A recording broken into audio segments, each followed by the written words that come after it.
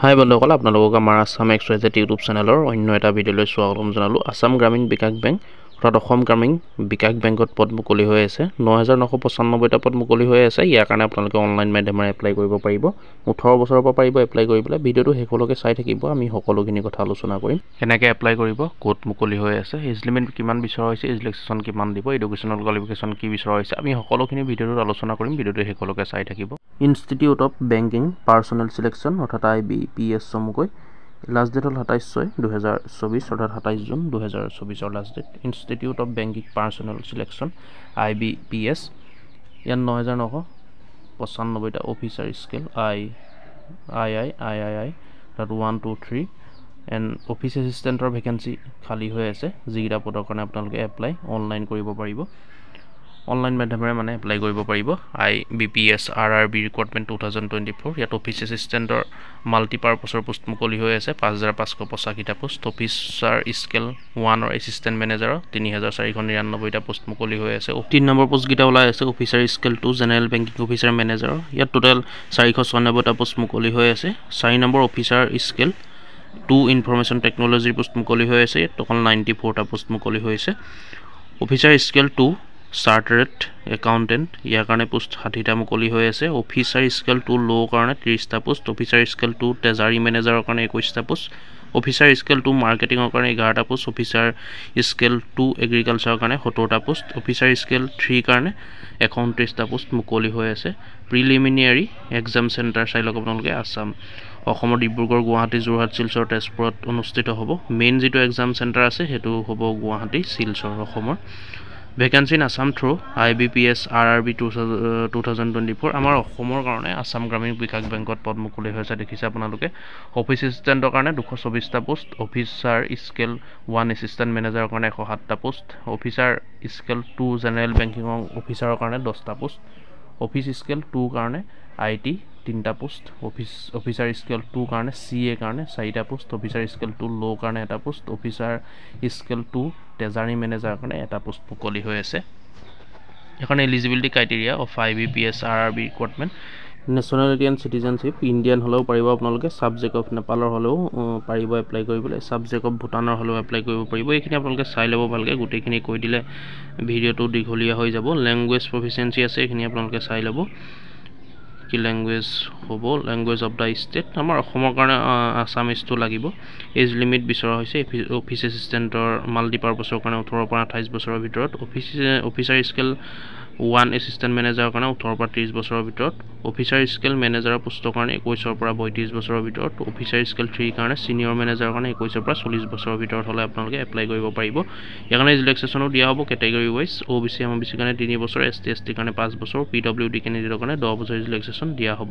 ইয়াৰ educational qualification বিচৰা হৈছে office assistant মাল্টিপাৰ্পছৰ কাৰণে বেচেলৰ ডিগ্ৰী কৰা হ'ব লাগিব। যিকোনো ষ্ট্ৰীমৰ পৰা এনি ডিচিপ্লিন ৰিকগনাইজ ইউনিভাৰ্চিটিৰ পৰা পাছ কৰা হ'ব লাগিব। Proficiency in local language as prescribed by the participating RRBs, ইয়াৰ কাৰণে প্ৰফিচিয়েঞ্চি অফ লোকেল লেংগুৱেজ জানিব লাগিব। যেনেকৈ মই কৈছোঁ অসমৰ কাৰণে অসমীয়া। ৱৰ্কিং নলেজ অফ কম্পিউটাৰৰ জ্ঞান থাকিব লাগিব। অফিচাৰ স্কেল 1 এছিষ্টেণ্ট মেনেজাৰৰ কাৰণে বেচেলৰ ডিগ্ৰী বিচৰা হৈছে। যিকোনো ষ্ট্ৰীমৰ পৰা ৰিকগনাইজ ইউনিভাৰ্চিটিৰ পৰা পাছ কৰা হ'ব লাগিব। Preference will be given to the candidates having degree in agriculture, যদি এগ্ৰিকালচাৰ ডিগ্ৰী কৰা আছে তেতিয়া বেছিকৈ প্ৰেফাৰেঞ্চ দিয়া হ'ব, বা horticulture, forestry, animal husbandry, veterinary science, agriculture engineering, pisciculture, agriculture, marketing and cooperation, information technology, management, law' economics বা accountancy, তেনেকুৱা ধৰণৰ যদি ডিগ্ৰী কৰা আছে তেন্তে প্ৰেফাৰেঞ্চ বেছি দিয়া হ'ব। প্ৰফিচিয়েঞ্চি ইন লোকেল লেংগুৱেজ জানিব লাগিব। ডিজাৰেবল ৱৰ্কিং নলেজ অফ কম্পিউটাৰৰ বিষয়ে আপোনালোকে জানিব লাগিব, নলেজ থাকিব লাগিব। বাকীখিনি আপোনালোকে চাই ল'ব। এইখিনি অফিচাৰ স্কেল 2 কাৰণে জেনেৰেল বেংকিং অফিচাৰ মেনেজাৰৰ কাৰণেও বেচেলৰ ডিগ্ৰী বিচৰা হৈছে। যিকোনো ষ্ট্ৰীমৰ পৰা ৰিকগনাইজ ইউনিভাৰ্চিটিৰ পৰা পাছ কৰা হ'ব লাগিব, লগতে 50% মাৰ্কছ থাকিব লাগিব এগ্ৰিগেট। দেখিলে আপোনালোকে এইখিনি আপোনালোকে চাই ল'ব। বিভিন্ন পোষ্টৰ কাৰণে বিভিন্ন কোৱালিফিকেশ্যন বিচৰা হৈছে, বেলেগ বেলেগ কোৱালিফিকেশ্যন বিচৰা হৈছে বেলেগ বেলেগ পোষ্টৰ কাৰণে।